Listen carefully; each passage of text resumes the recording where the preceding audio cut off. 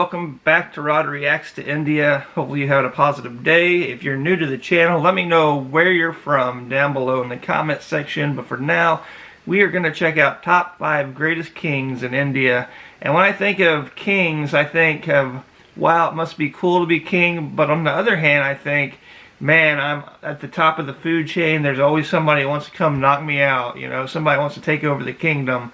So there's good and bad things when it comes to be the kings. But these are the greatest kings of India. So let's check it out. Let's see who they were. And let's learn a little bit more about them.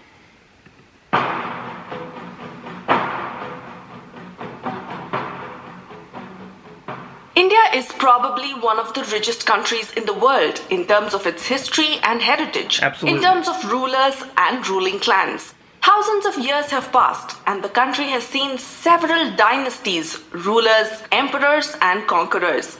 Let us take a look at some of the greatest kings that ruled this land. Let's check it out. This ranking is based on the number of years ruled, the total region ruled and the impact on India the rule had.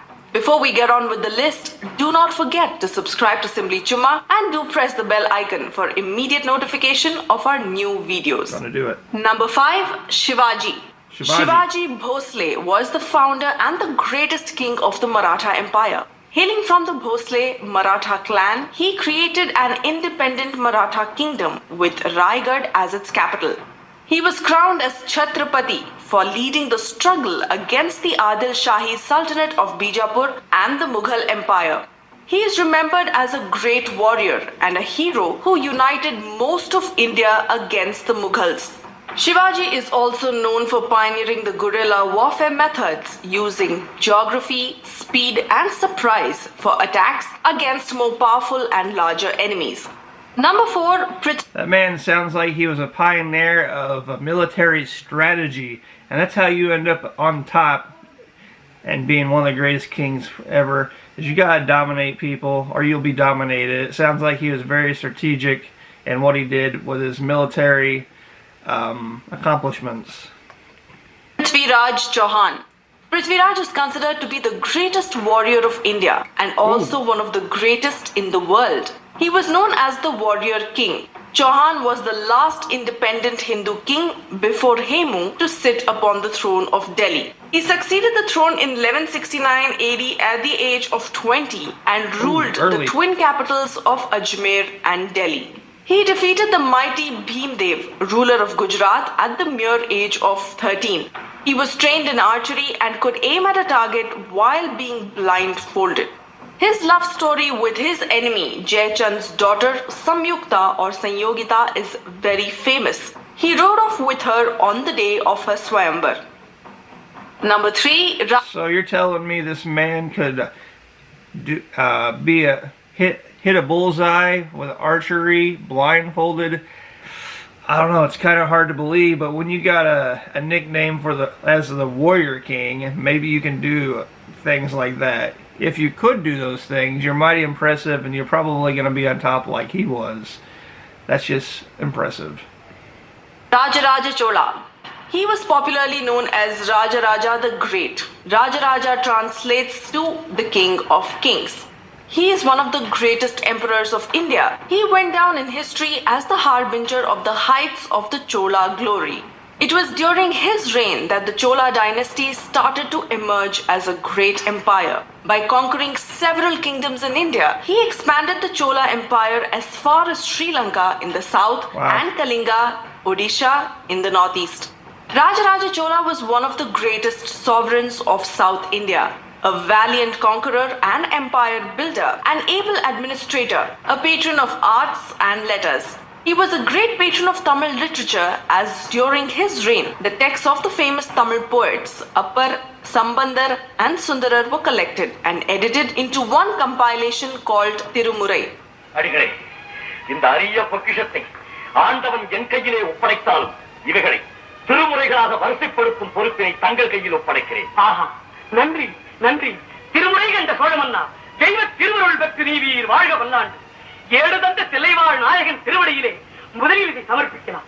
He initiated a massive project of land survey and assessment in 1000 AD, which strengthened the imperial administration and led to the reorganization of the empire into units known as Valanadis. He built the famous Brihadishwarar temple, which is one of the largest and tallest temples in India. Number 2. So that temple's still built from back then. That's amazing.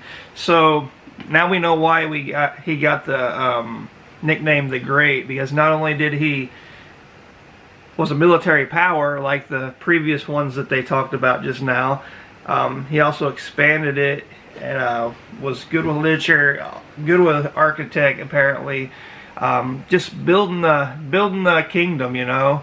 Sounds like he was a step above the other two, even though the other two may have been better warriors. Chandragupta Maurya. He was the founder of the Maurya Empire and the first emperor to unify most of Greater India into one state. He ruled from 322 BC until his voluntary retirement and abdication in favor of his son Bindusara in 298 BC. Chandragupta Maurya was a pivotal figure in the history of India. Prior to his consolidation of power, most of the Indian subcontinent was divided into small states, while the Nanda Empire dominated the Indus-Gangetic plain.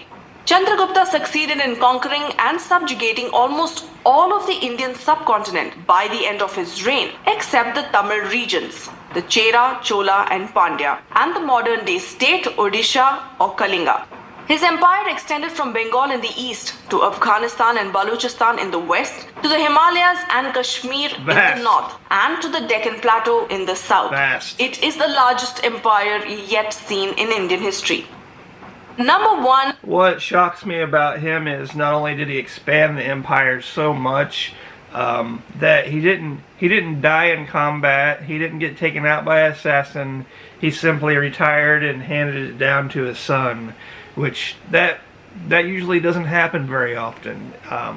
When you're on top and you're one of the greatest kings, one of the greatest rulers, usually it ends in a dark spot. But apparently for him, he got to hand it down to his son. He accomplished what he did. He got to retire. So that's pretty awesome in my book. Ashoka. He was commonly known as Ashoka or Ashoka the Great. One of India's greatest emperors, Ashoka reigned over a realm that stretched from the Hindu Kush mountains in the west to Bengal in the east and covered the entire Indian subcontinent except parts of present-day Tamil Nadu and Kerala. The empire's capital was Patliputra in Magadha, present-day Bihar, with provincial capitals at Taxila and Ujjain. In about 260 BC, Ashoka waged a bitterly destructive war against the state of Kalinga. He conquered Kalinga, which none of his ancestors had done. He embraced Buddhism after witnessing the mass deaths of the Kalinga War, which he himself had waged out of a desire for conquest. Ashoka reflected on the war in Kalinga, which reportedly had resulted in more than 100,000 deaths and 150,000 deportations. Ashoka converted gradually to Buddhism, beginning about 263 BC.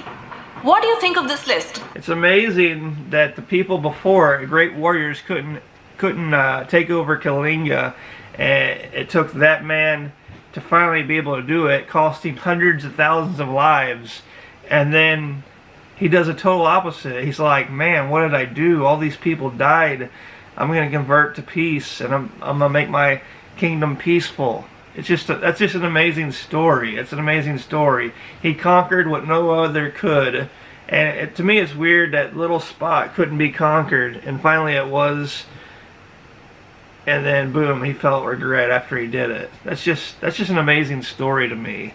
I don't know if it amazes you. Let me know if it amazes you. It should. Like, it's just mind-blowing and eye-opening. But anyway, those are my thoughts, those are my feelings, those are my reactions on these 5 top greatest kings of India. They all had a little play in India's history. When I say little, I mean a lot. But wow, the stories that are told, the stories that are forgotten, the stories that we may never know. Who knows, you know? But anyway, those are my thoughts. What do you want me to react to next? If you haven't commented, you probably should comment and let me know where you're from. And if you're from India, let me know what part of India you're from down below in the comment section. But drop me a link, tell me something to react to, something I can learn, and I'll see you next time. Peace.